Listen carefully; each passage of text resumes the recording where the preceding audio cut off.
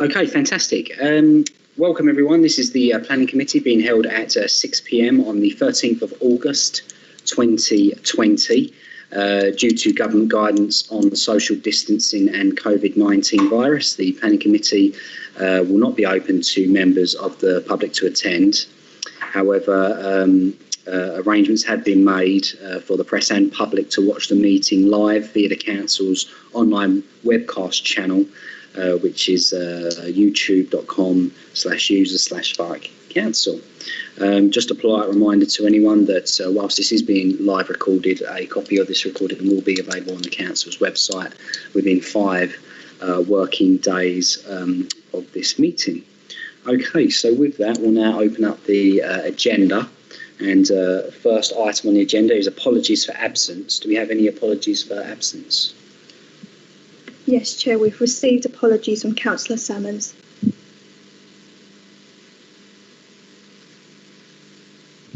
Okay, thank you.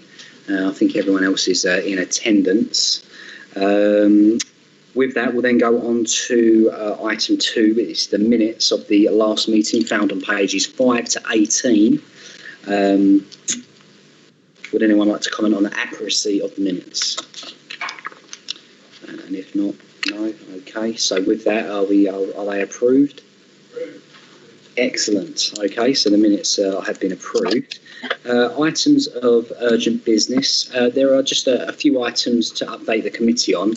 Now, we did receive an email from the applicant on item 8, and that's Tremorgan, Sandown Road in Alsip, found on pages 25 to 44. And they have requested that the item be pulled from tonight's agenda. We're not sure the reasoning yet. We did try and make contact, so it could be that there's a technicality there that they want to go through, or it could be that they will be withdrawing the application altogether. One could only assume to potentially submit a new application at a later date. So we won't be discussing Tremorgan this evening, but obviously thank you for everyone who attended the site visit there this month. With that, also this month we did have the training for all members, so thank you everyone for attending. I know it was very worthwhile, and it's good to have that every year. In the next day, myself and Mike had chair and vice chair training, and just picking up on a few things. Maybe myself I could time manage the meetings a little bit better.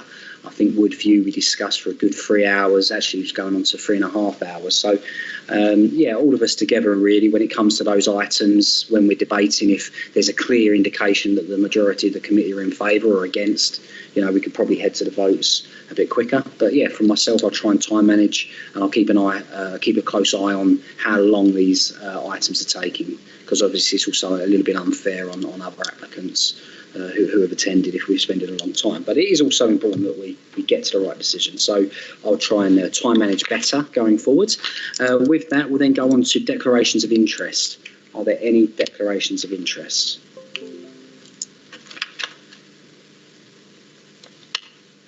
Councillor Potter. Oh, and welcome back, Councillor Potter. Thank you. Yeah, I've received, it looks like a circular from Havering Building and Landscapes Limited regarding the Lancaster Road development. But I think everybody got one. Yeah, no, that's fantastic. So that was interests, but there was none. So we'll then go on to declarations of interest, which Councillor Potter has just raised. I received an email, I believe it was from an Andrew Ansell in relation to 32 Lancaster Road. That was to me, but I would assume that's gone to everyone. So I can... No, not Mike. Okay. All right then. So was there any other declaration, a receipt of any correspondence? Okay, yeah. Excellent. Councillor Shinnick received a phone call, and Councillor Lawrence also received a phone call. Anyone else receive a phone call? No? Okay. All right then. Excellent. All right, so with that one...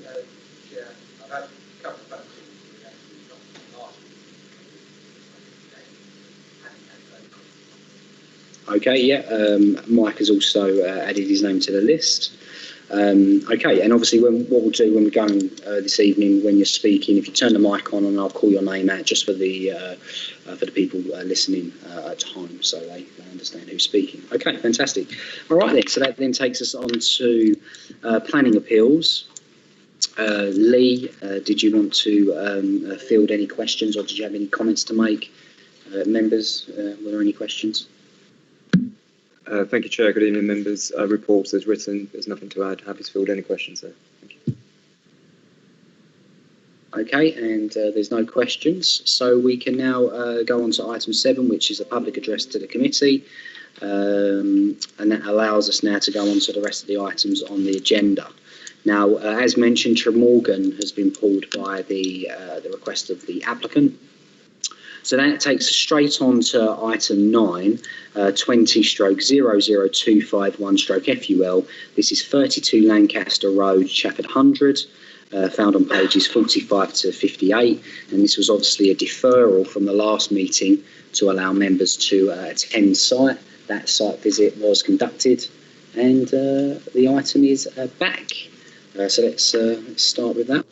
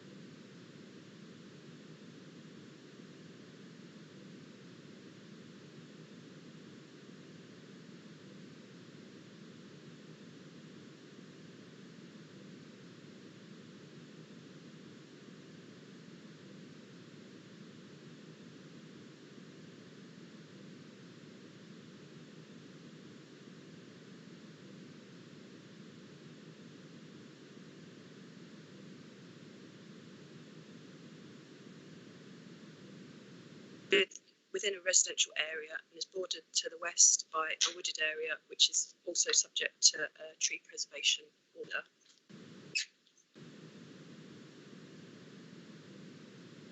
Okay, on this aerial photograph, the site is basically in the middle of that, so you can see the wooded area, hopefully, close behind it.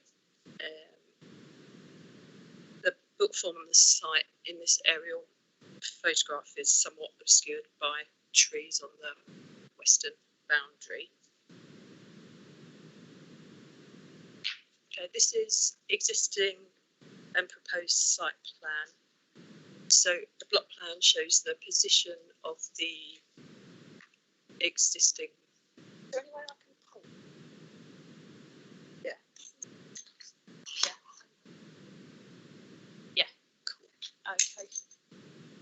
So block plan shows the existing dwelling, which is here. So this is the existing site plan, and then the garage. And this is the proposed site plan with the existing building, and then the garage, which is demolished. And this is where the new property is proposed. And an area of hard standing in the middle. Okay, this is a larger scale plan. So yeah, the existing house here, the area in the middle for hard standing and parking, and then the proposed dwelling down here. Site.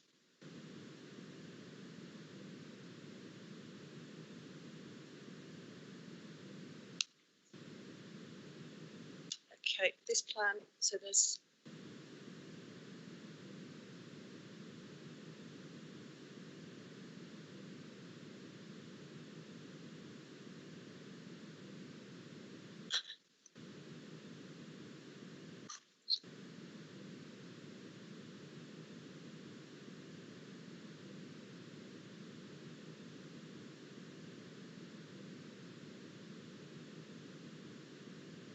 Right, so this plan here is the proposal as it is now, and then this plan here is the original proposal, which was previously refused. So there's been a decrease in footprint, building, and in height slightly too. So, okay, so this is the detail of the building. So the proposed dwelling would be pitch roof design with a front gable, and it be now it's 2 bedrooms. I believe last time it was 3 bedroom, and primary living accommodation at ground floor level. And then this shows the street scene. So how it so it'd be quite different in height to the existing building, which is here. And then this is the proposed. Okay, here's some photos of the site, which I know some of you would have been to on the site visit. That's the main property to the right of this plan, and then the proposed building will be over here. You can't actually see the garage in this photo. And then, yeah, then that is, yeah, the site kind of facing down Lancaster Road.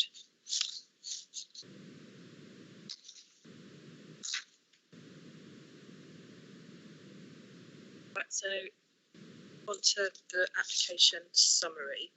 So the application represents the submission of an amended scheme following the refusal of the previous application for a similar form of development. The previous decision is an important material consideration in the assessment of the current application. The previous application was refused as it was considered to prevent a cramped form of development in close proximity to the highway, which would have an over-dominant and overbearing impact upon the street scene. It was also considered that the poor layout of the private amenity space would fail to provide a suitable level of amenity for future occupiers. Both of these concerns are indicative of a cramped proposal and the overdevelopment of the site. The current application has been submitted in an attempt to overcome the previous reason for refusal by reducing the overall dimensions of the dwelling house and the number of bedrooms. Whilst the changes are noted, the siting of the dwelling remains similar to the previous application. The location of the dwelling would be at a point where the plot tapers considerably, meaning the dwelling would appear cramped on an uncharacteristically small plot, in conjunction with its close proximity to the highway. It would result in an over-dominant and overbearing impact upon the street scene, significantly forward of other dwellings on that side of Lancaster Road. As such, the proposal would be out of character with the appearance of the street scene. With regards to private amenity space, where this would be provided to the rear, it would be on average only 3 metres in depth. Owing to the limited depth of the garden, it's considered the proposal would fail to ensure suitable amenity space for the occupiers of the dwelling.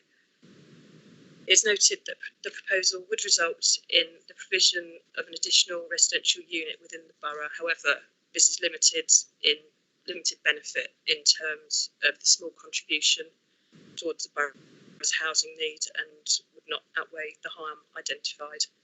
Therefore, it's considered the amended scheme has failed to overcome the previous reasons for refusal, and other than that, there are no updates to the original officer report, which came to committee in July. And the recommendation is to refuse the application for the reasons set out in the report. Okay, fantastic. Thank you very much for that presentation, Lucy. Okay, so with that, do we have any further questions? So I'll go to Councillor Fletcher first.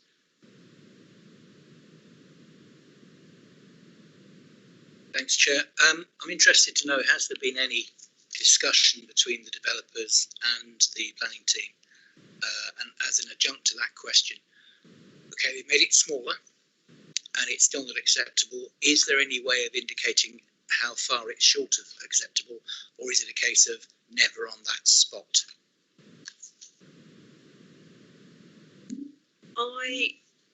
I think it's a case of could you make it any smaller than it is now in footprint, because it's less than 50 square metres footprint, and the height is only 7 metres too. So if this is refused, then I think it will be not ever at this site. But you can never say. There's never Okay, thank you. The first part of that question, do you know if there's been any conversation since the previous application? Because I know we were quite keen on there being some conversation to at least see if there's any way of resolving this.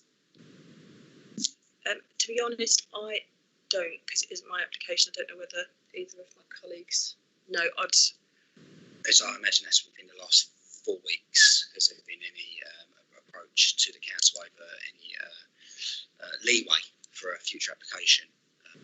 Lee or Matt, if you want to speak up on that, thank you.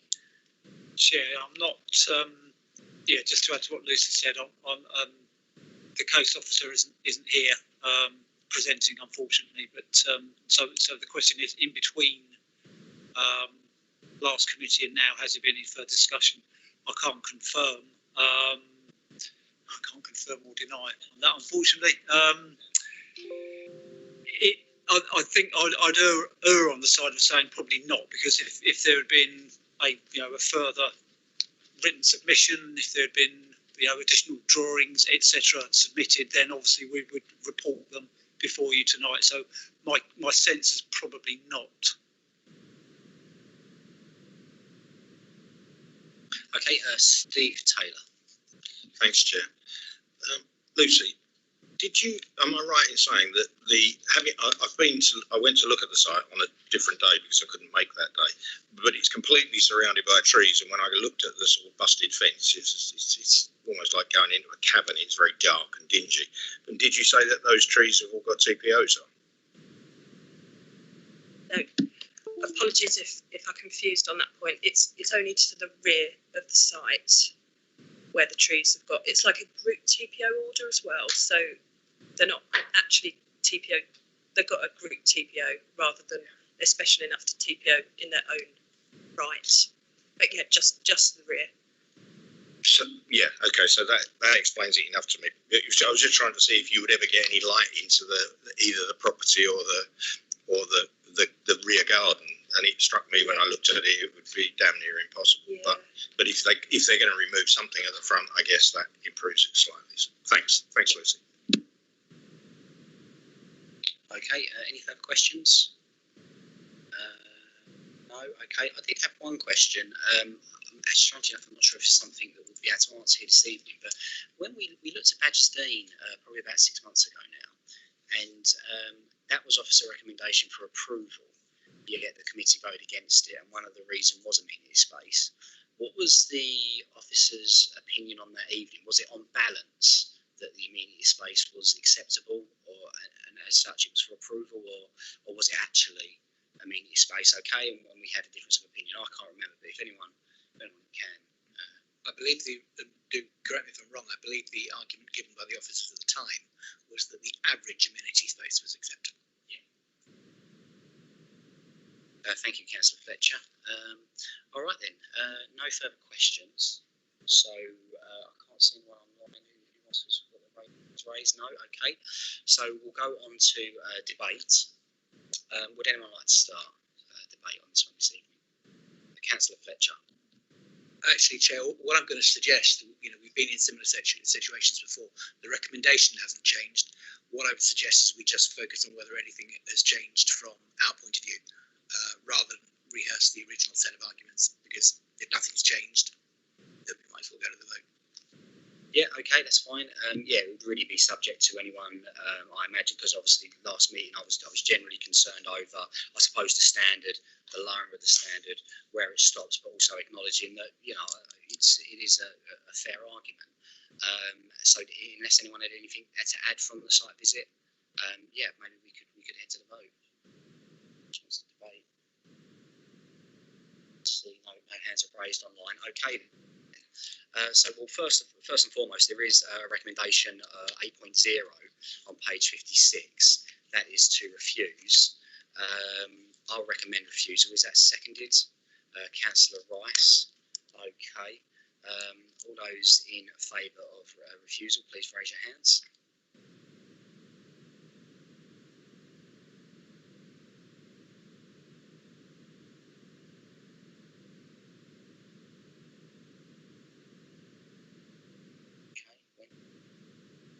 So far, and all those against refusal, please raise your hands.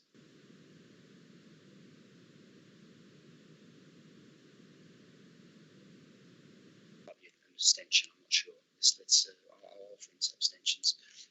Oh, hang on, he's got his hands raised. That's a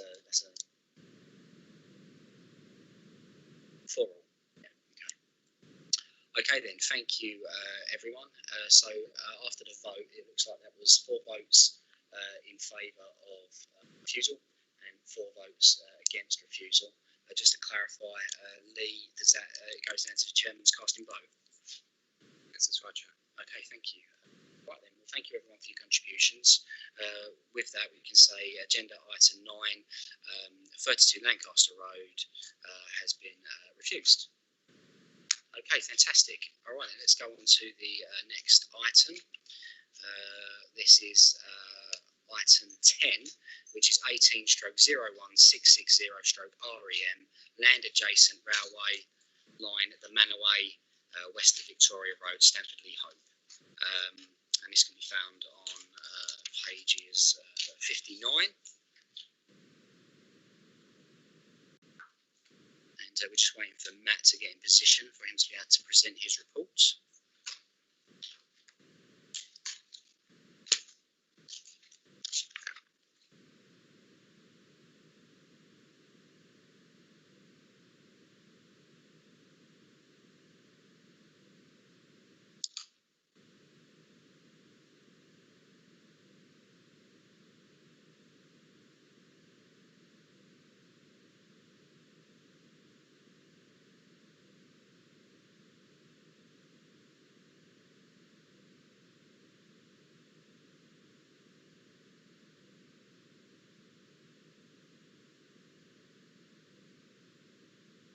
Okay, and Matthew's just getting in position now.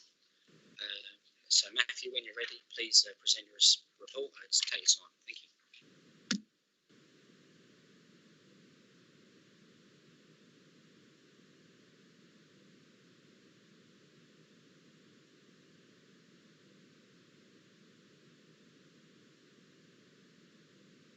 Yeah, thank you, Chair. Sorry about the delay. So I'll whiz through the presentation for you so you can tell what's going on. So this is a site in Stamford Lee Hope, so the railway line running north-south. The station is off to the south, just on the edge of the screen there. The Manaway, the A1014 across the northern boundary, that's the Manaway interchange, and the A13 diagonally across there. So it's this triangular shaped site. Victoria Road runs through there. And in terms of planning history, there is an extant outline planning permission for residential development, 453 units, and the application before you tonight is for the approval of the reserve matters. So the finer grain detail about access within the site, appearance, landscaping, layout and scale. So that's the aerial picture of the site again. So that's sort of roughly triangular shaped site. You can tell it's an undeveloped site. Rough grassland, sort of scrub vegetation. Just to orientate members, that site just there is currently being developed by Persimmon. That was a consent from a few years back. That's been built out now. I think it's been partially interrupted as a result of COVID, but I think last I heard they were back on site. So that's a new residential scheme underway there. And in terms of what's before you tonight, as I said, there's an extant outline planning permission, which only fixed the point of access, which is at that point there. at the top end of the site onto Victoria Avenue. So the detail of access within the site, so that's the vehicular routes, the pedestrian routes, cycling routes, the layout, the appearance, scale, and landscaping are all for details. So that's the proposed layout. Fairly conventional. It only occupies a part of the site. You'll notice land through here, the eastern boundary and the southern boundary is kept open. There are good reasons for that, related to flood risk and also related to ecological mitigation and making sure there's recreational space on the site. So that's the layout, fairly conventional, given the amount of space which is available for development.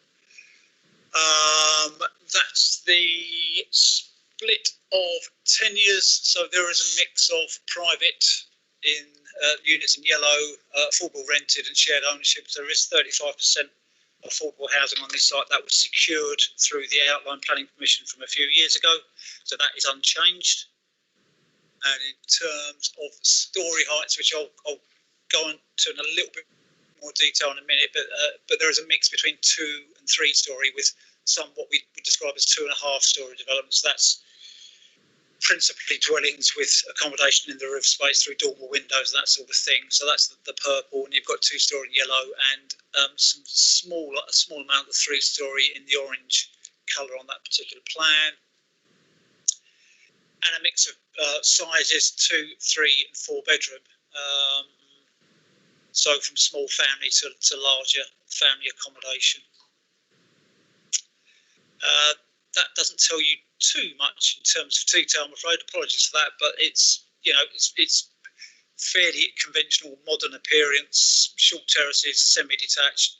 You can make out 2 story there, and you can make out 2.5 story development. On the bottom right, that tells you what elevations you're looking at. So that's what you'd expect from a modern housing development, pretty much. And in terms of some of the house types, I'm not going to go through all the house types because there are rather a lot, and it's fairly hot in here tonight. So here's an indication of what potentially we're looking at. Again, that's the mix of 2 or 2.5 story.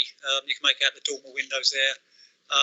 Mix of fairly traditional materials in terms of hanging tiles off the roof there, cladding, bricks. You can make out some of the balcony details and oversized windows.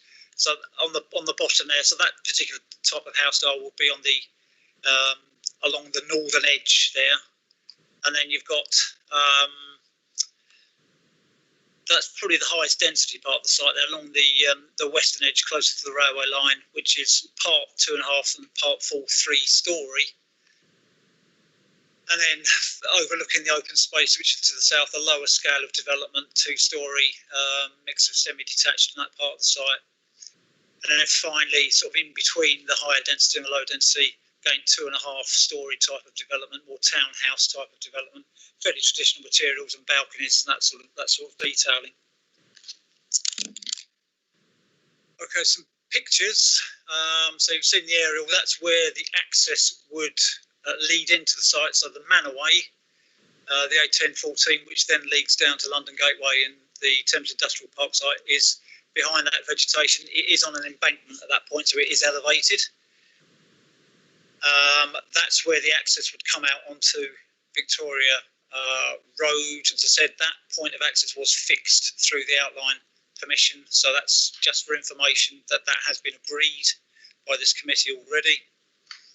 And then a series of pictures from within the site. So that's looking towards the railway, which is about the tree line basically there. At that point, the railway is at grade with the site, so it's at the same level, but levels across the site fall away. So further to the left, the railway is slightly elevated. You can make out just about on the skyline there, the Manorway. And that's a little bit clearer. You can make out 1 or 2 vehicles moving along the Manorway there, and the small embankment because it is elevated at that point. So the site again open, fairly scrub vegetation, the odd tree here and there.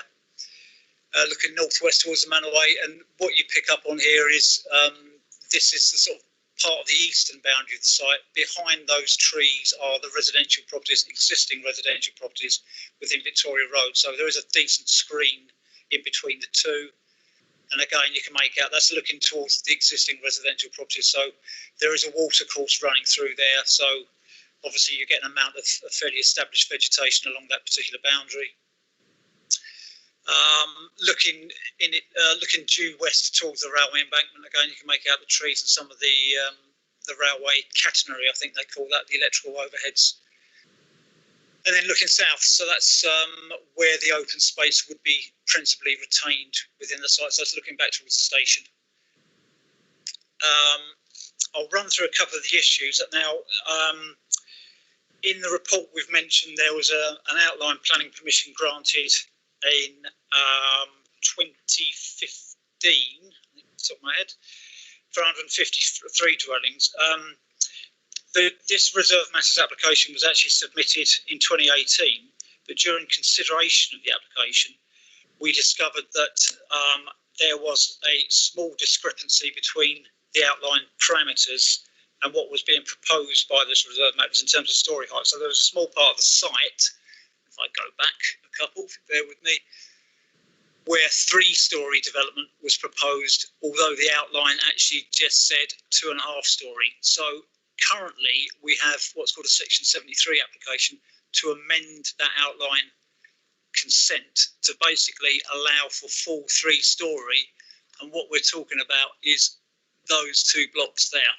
So it is fairly minor in the grand scheme of things in terms of the change, but that's a sort of technical mechanism to make sure that the reserve matters actually accord with a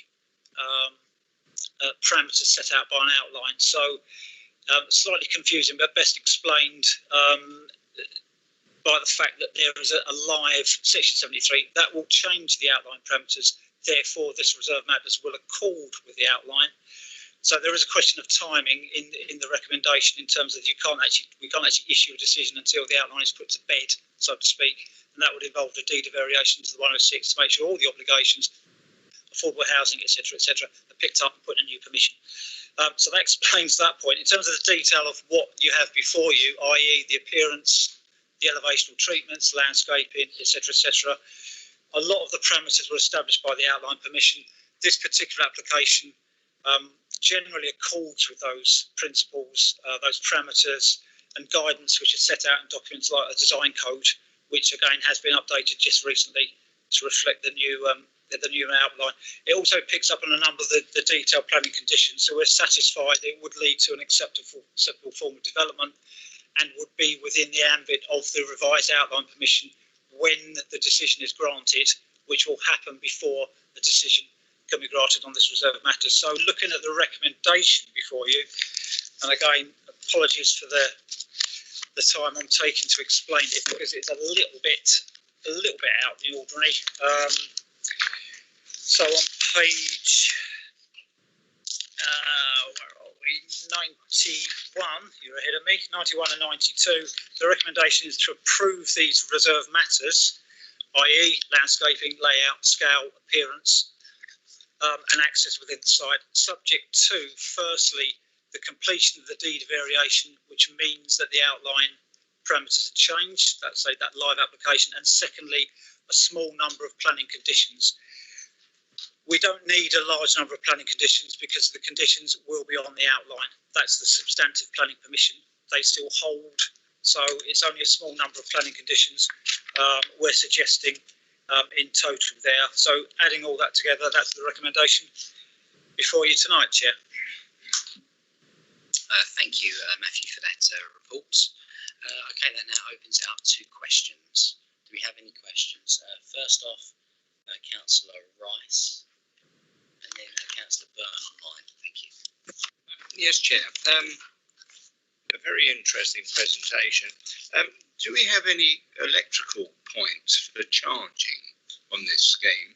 Because we are told by our government that this is the way forward, electric cars. This is a brand new development, and I would have thought that we would put in some provision, Chair.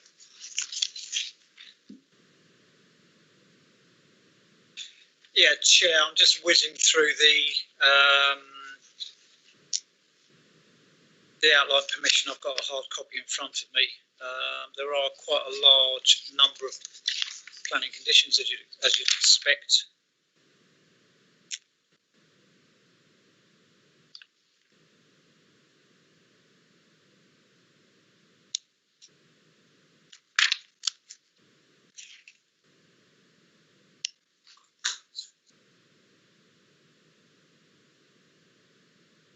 I think the answer is going to be no on that, Chair. You have to remember at the time the permission was granted, well, we've moved on, basically. I mean, the application, the extant outline application was submitted in 2014 and was consented in 2015. At that time, although electric vehicles were on the road, we've seen an increase and will continue to see an increase. So it's a fair point to make, but within the restrictions imposed by the outline, via the conditions, that requirement isn't there. We'd probably be acting. Well, we could potentially, because the Section 73 is still live, we could potentially ask the applicant. But if they turn around and said no, I suspect the straight answer is we'd be acting beyond our powers, because that outline application is fixed. That's set in stone, if we're going to put it in those words, and we can't deviate from it to any material degree. I can take a note of it, and I've no doubt I'll be on the phone to the agent tomorrow, so I can possibly ask the question. But it's a fair point going forward. Yes, we are. You'll be aware we are asking for that increasingly now, but it's 4 or 5 years ago now that you first considered this, and it wasn't quite as widespread as an issue as it is now. Yes, Chair. I mean, the reason I bring it up is because, it's an ongoing thing. And I think now that all our new applications that we come to, and it's good to hear the officer telling us that the officers have this in mind for charging points, because as we do move to electric vehicles, we will need them, and they will become part of our life. Yeah, very, very good point.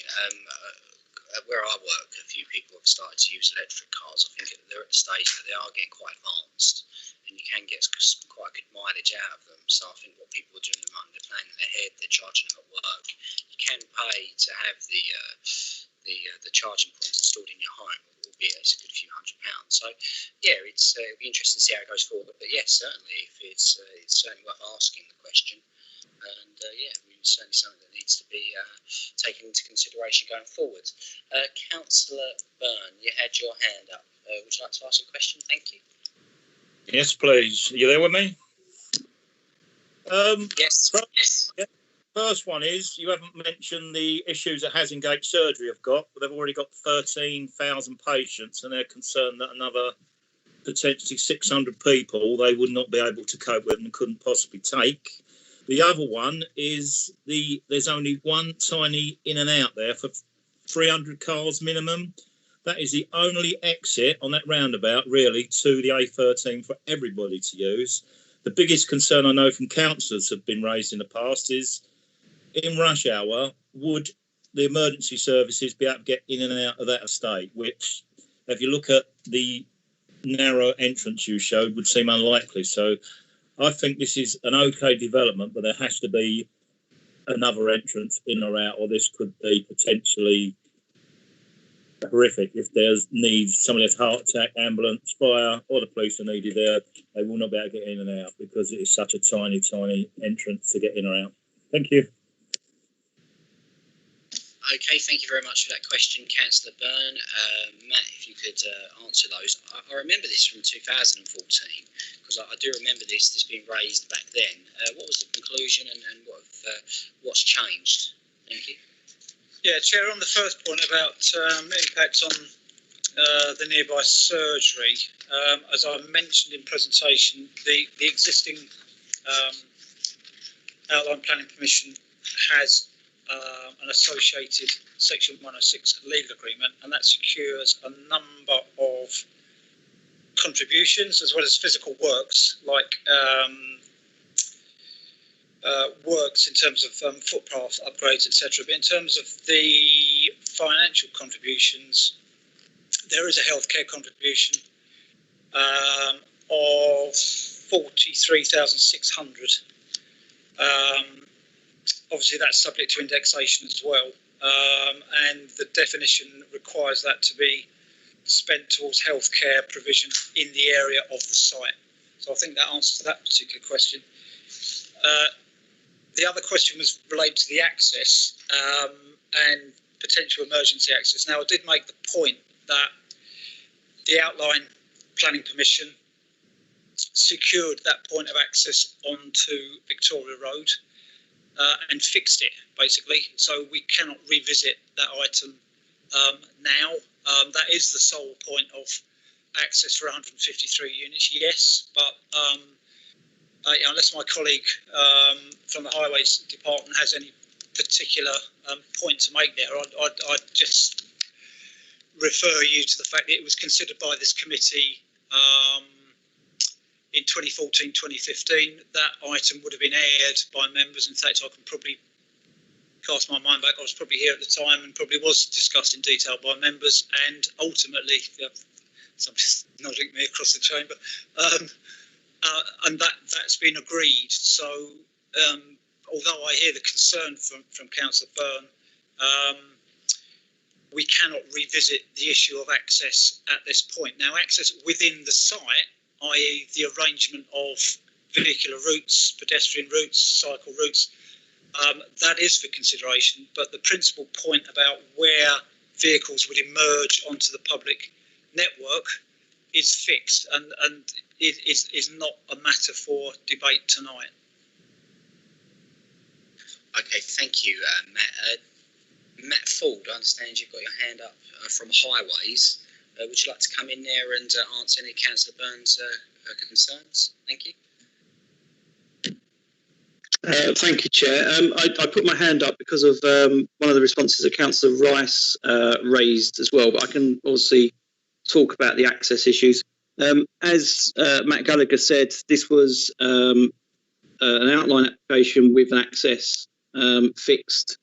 There was extensive dialogue with regards to the transport assessment and the access parameters. In terms of suitability, it was determined by the committee on the back of our recommendation that subject to conditions around the access, that it was to be considered to be acceptable. That included accessibility for emergency services in the area and also accessibility to the town centre and to the train station as well. So whilst it's not considered as part of the reserved matters application, I hope that members can be reassured that that was looked at extensively and we did come to a good resolution with regards to the access. If I may, can I just talk about the electric vehicle charging facilities? As again, Matt said, when this application came forward in 2014, electric vehicle charging facilities wasn't really on the agenda nationally. We have since sought to include it into our parking strategy, which members may be aware is going to come towards an overview and scrutiny committee meeting in the near future, and that heavily has an emphasis on electric vehicle provision. We're also looking at providing a single supplier for Thurrock as well, so we can exponentially increase on-street and off-street provision on these housing development sites through town centres as well, as and when the demand picks up over the next 15 years. One thing I would say is that this site is quite unique in that there isn't a lot of on-street parking provision or parking courts. A lot of the provision is on plot parking, which is quite good at the moment because all electric vehicles at the moment come with free charging units that are installed free of charge by the manufacturers. So as and when demand picks up in this area, it should be easily provided within the properties of the development. Okay, thank you, Matt, for that very detailed response. I can see Councillor Byrne, you have your hand raised again. Would you like to ask further questions? Thank you. Yes, you say you can't go back 5 years, but 5 years ago, there's a hell of a lot changed in Stamford since NIE, parking permits, nowhere to park. You can't get into the car park. It's gone up treble in costs. There will be absolute mayhem there because of the parking issues. 5 years ago, none of this was there. There wasn't an A13 widening project. There wasn't 12,000 houses about to be built. So 5 years ago, it was a whole different story. So why can't we visit now? Because it's a whole different setup in Stamford, especially with the parkings and permits, you have changed everything in 5 years. It's majorly different. So. Yeah, Chair, on that point about parking, because I think that's the crux of the point just being made there. The outline application was subject to a condition which basically says that the reserved matter submissions, i.e. what you have before you tonight, shall show provision for parking and or garaging of vehicles and be accompanied by a parking management strategy. Clearly that picked up on the point that the station isn't too far away and you wouldn't want a development which provided a level of car parking for residents and then had overspill parking for from potential commuters, etc. So those items are covered by condition. Ultimately the council's highways officer has seen these reserved matter submissions, has looked at the detailed layout and the quantum of car parking, and has not raised an objection to what's put in front of you. So yes, things do change, certainly, and there are pressures locally, as there were 5 years ago or even before then, and some of those pressures will be related to the proximity of this particular site to the town centre. But that issue is addressed. It's quite rightly addressed through a planning condition. The applicant has submitted details and that shows sufficient car parking, firstly on site to meet the needs of the development, which is all the applicant is required to do, and secondly there has been a parking management strategy. Clearly that's geared to make sure there's no overbill parking as a result of location close to the station, etc. So I think that, again, that's the only answer I can give on that one, unless, again, if there's something specific which Matt Ford may want to chip in on in terms of car parking. Yeah, okay, thank you, Matt. If Matt Ford did want to come in, he may not. I mean, in terms of traffic modelling, so whilst this was approved 5 years ago, Councillor Byrne rightly raises that the population has increased. So when you're doing your traffic modelling data, would you obviously take into consideration that just around the corner there would have been a development on this site?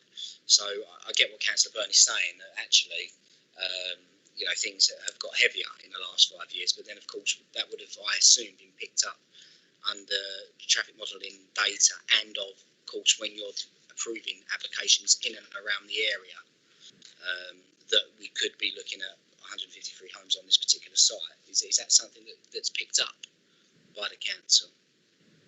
I'll quickly jump in, but I'm not going to tread on Matt Ford's toes because he's the expert in terms of how transport assessments work. But it's usually the case that an assessment would take a view about a timeline and what could be expected a year on completion, let's say, and at certain points in time going forward. And if there are significant developments on the horizon, let's say known developments, applications being submitted or consented, which could have an impact in terms of cumulative effect, then again a transport assessment would ordinarily take that into account. But I'm going to stop there and let Matt Ford fill in the detail. Thank you, Chair.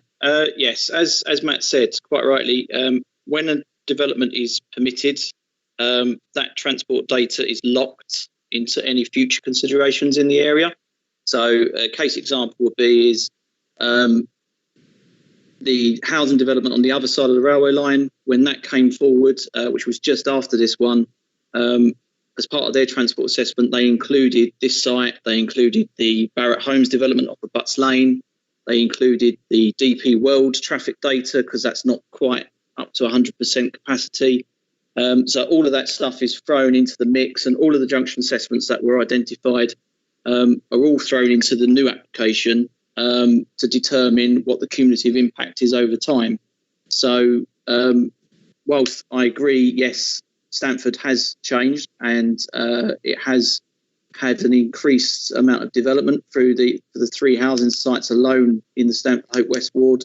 Obviously, when a transport assessment comes in, we make sure that we get that data inputted and then we assess it accordingly, and then mitigation is provided as a result. Okay, thank you. All right then, so I don't think there's any further questions, but we do have a speaker statement. Wendy, would you be so kind as to read out the speaker statement? This is from a James Bompas, who's the agent, and it's a statement of support. Thank you. Evening, members. I hope you and your family and friends are well. I'm sorry I could not address the committee in person this evening. I will be brief. The committee report is comprehensive and we thank your officers both from a planning and design perspective. The proposals have been heavily influenced by the local planning authority, with your officers guiding the scheme since its submission in 2018, especially in terms of urban design. The application before you is the final piece in the planning jigsaw. The principle of development has already been established through the granting of an outline consent.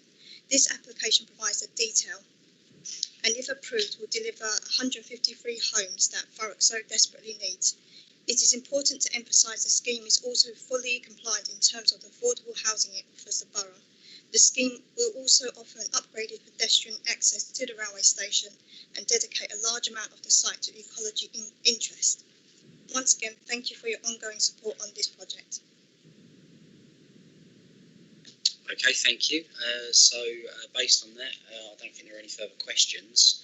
We'll go on to debating the item. Who would like to start the debate this evening? First off, Steve Taylor. Thanks, Chair. It's nice to see it coming there at last, but I think the questions that Councillor Byrne raised and again Councillor Rice raised highlight the point I've made many times in the past, which is that once permission is granted, that people often sit on it for a long time. And in this case, it's come forward pretty much as was originally predicted. So the outcome is exactly what was expected in the first place, which is great news. The downside is it's taken 5 or 6 years to get there, and hence things have changed exactly as my two colleagues have pointed out. So it was just an observation that raises that issue again about how do we try to make sure that when permission's granted that people actually get on and build. Thanks, Chair. Very, very fair points. Councillor Rice. Well, Chair, it is a welcome scheme. 150 houses. It's got to be good because we are short of houses in the east of the borough. DP World is just round the corner. They do need them quite urgently for their new workers that will be coming on stream. We all know there'll be thousands of new jobs at DP World, so I believe it's welcomed. And it's interesting that the officers have written a very comprehensive report, which I fully support, and it's good use of what I would call scrubland, Chair. Okay, thank you. Right, I can't see any more hands raised for debate. So with that, unless there's anything else to add, there is a recommendation on pages 91. That's 8.0 to approve. Would anyone like to recommend approval? By Councillor Shinnick and seconded by Councillor Rice. Let's just go to 91.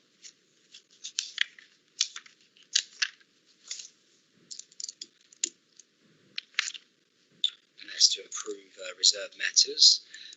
All those in favour, please raise your hand.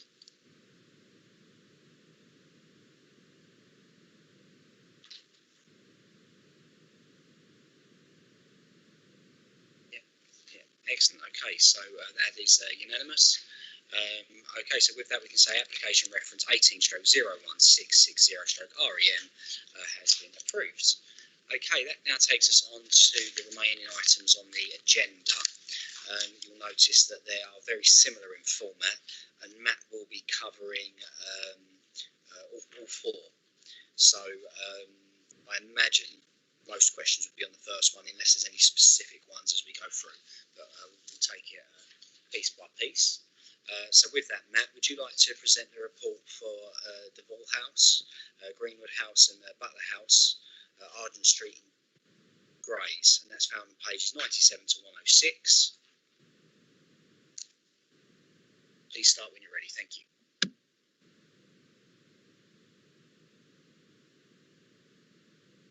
Thank you, Chair. You members will see from the agenda there are 4 items. All of them have been submitted by the council, so therefore they are referred to you for consideration, and they relate to 4 sites in the borough where there are existing residential blocks. So I'll run through. The presentation is similar for all 4, so I'll try and keep it as brief as I can. So, I mean, basically speaking, the application seeks full planning permission for replacement wall coverings, so that's external wall coverings, replacement windows, replacement entrance canopies, new external lighting, and in some of the for some of the blocks, new roof perimeter guardrails. So that's the guardrail you see right at the top of the building. So the first one is the 3 tower blocks, which are probably only a couple of 100 metres to the south of where we're sitting, quite close to the Thames. You know where they are. Existing and proposed elevation. So the elevation on the left is existing. Elevation on the right is proposed. Spot the difference to a degree. I'm sure you'll. I'm not trying to test you out. It is replacement cladding. What you'll see there is a newer, tidier, more efficient, more thermally efficient cladding up to modern standard.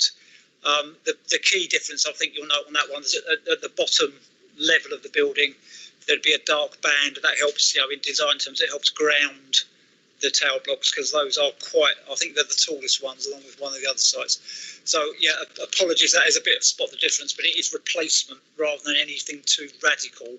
And again, similarly, replacement cladding, replacement windows, replacement canopy.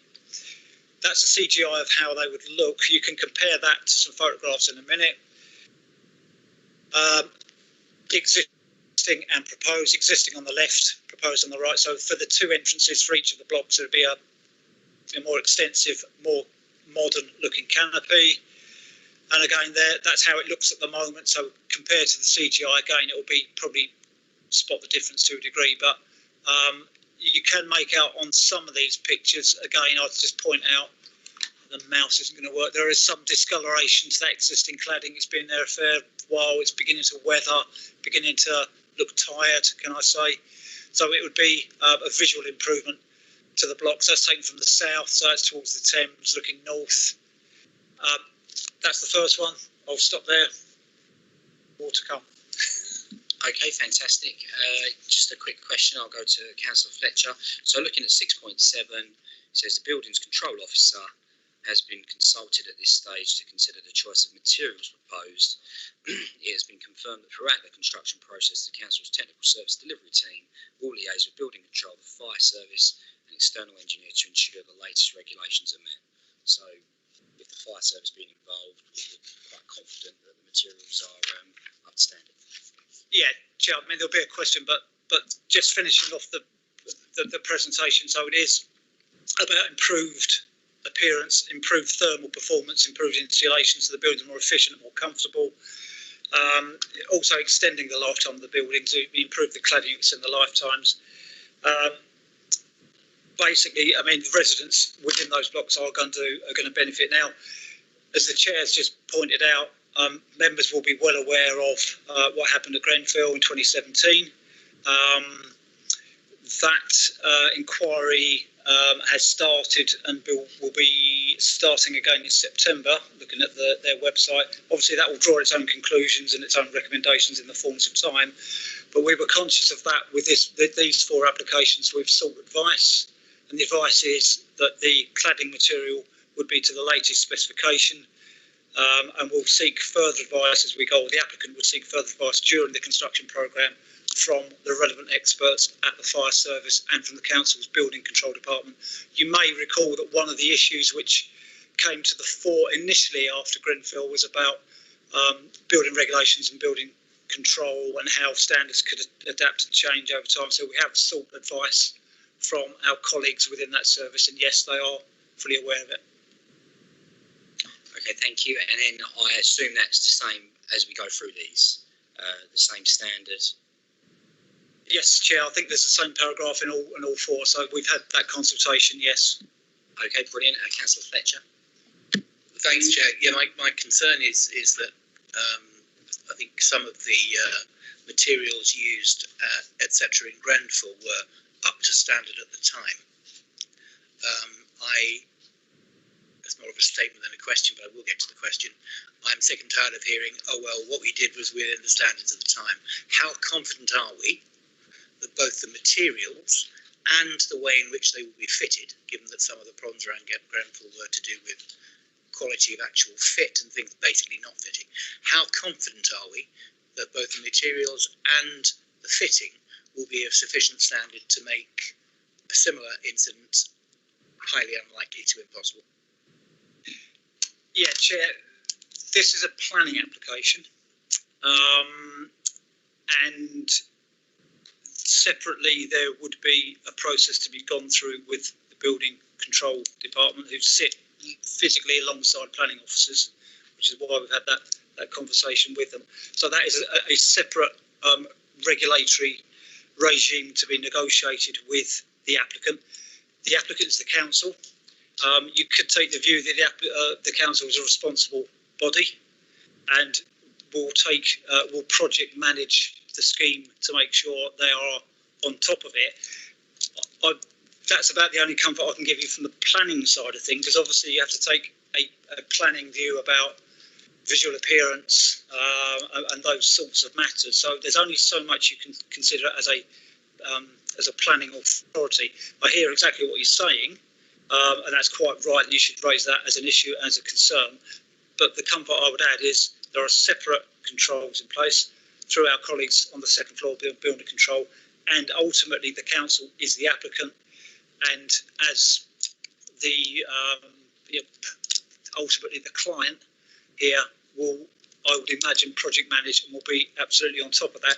And as things go on, obviously, I mentioned the inquiry into Grenfell will recommence in September, and I'm sure as recommendations start to emerge from that inquiry, then colleagues in housing from the client side will take them on board. Thank you. And then one last question. What would the time frame be in terms of actually getting the project started and finished? Would it be a case of doing one at a time, all three at once? Or That's an excellent question, Chair. And you can probably guess I won't know the answer in detail, that one. You'll see from the rest of the items that there are two of the sites have 3 blocks, and then you've got a 2 block on one site and a single block on the other site. My guess, and it is a guess, is that they would do one site at a time. Obviously, they'd go for tender for a contractor and all the rest of it. So there's a process to go through before actually physically works get on site, I would imagine, unless the council, as the housing department, have already tendered for the works and have taken that decision and awarded a contract. That's my. Sorry, that's a good question, Chair. But that's about the best guess I can make, I'm afraid.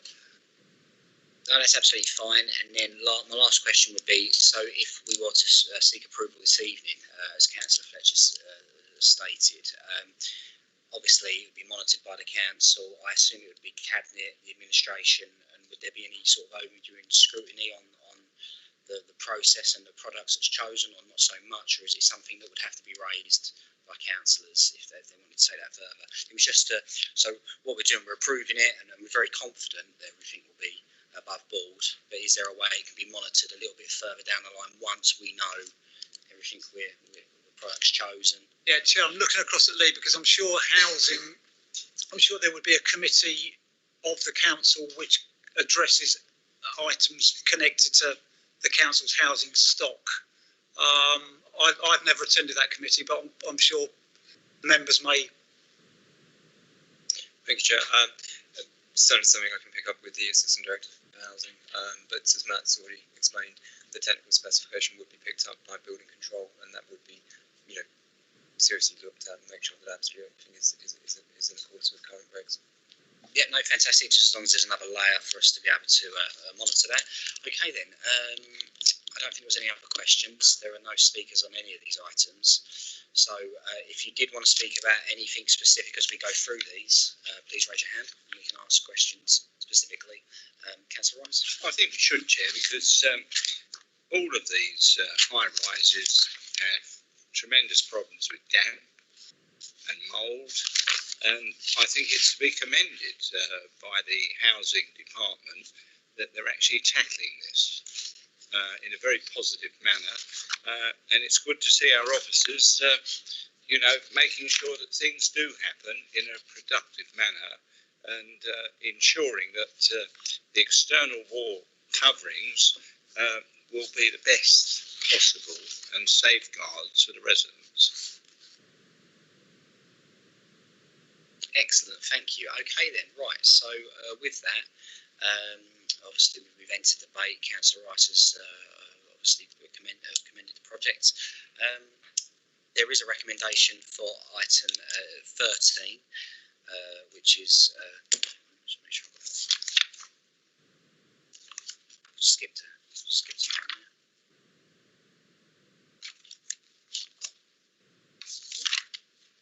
Yeah, sorry, agenda item 11, which is Devore House, Greenwood House and Butler House in Argent Street. That's recommendation 8.1 on pages 102. Would anyone like to recommend approval by Councillor Fletcher, and that's seconded by Councillor Rice. All those in favour, please raise your hands. Okay, and that's unanimous across the committee. Thank you. That then takes us on to agenda item 12. Matt, did you have anything to add? Did you want to do a very brief presentation? Or? Yeah, we'll go. Yeah, we'll go through each one.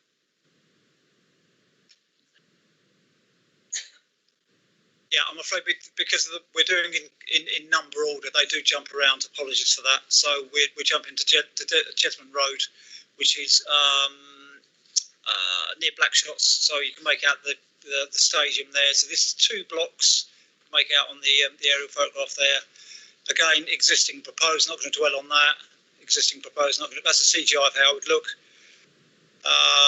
Existing, proposed. Existing. Again, the only point to make is it does, up close it does. The cladding looks tired, basically. That's my impression. And some existing photographs like that. Same as before, recommended for approval, Chair. Okay, thank you. Was there any questions or did anyone have anything to add? Just looking online, no. Okay. So looking at that, there is a recommendation. 8.1 on pages 112. Would anyone like to recommend? We'll go Councillor Shinnick, seconded by Councillor Fletcher. Okay, so with that, agenda item 12, Bevan House and Morrison House. All those in favour?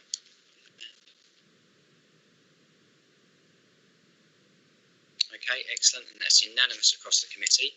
So we can say application reference 20/00410/TBC has been approved. I understand we have two more left.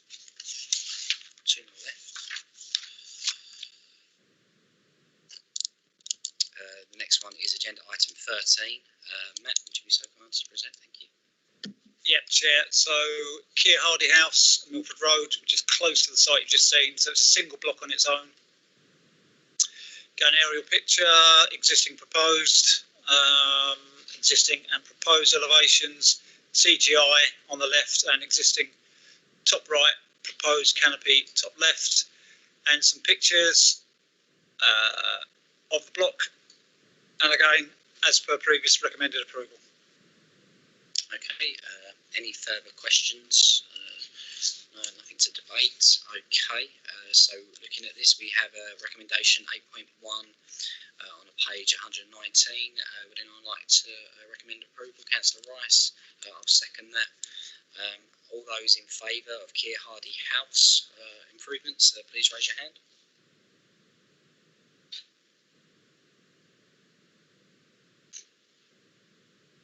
Excellent. Okay, and that's unanimous across the committee. So that takes us on to the last item on the agenda, which is Arthur Toft House, George Crook's house, and Lionel Oxley House. That's New Road Grays. Matt, would you be so kind to present the report? Thank you.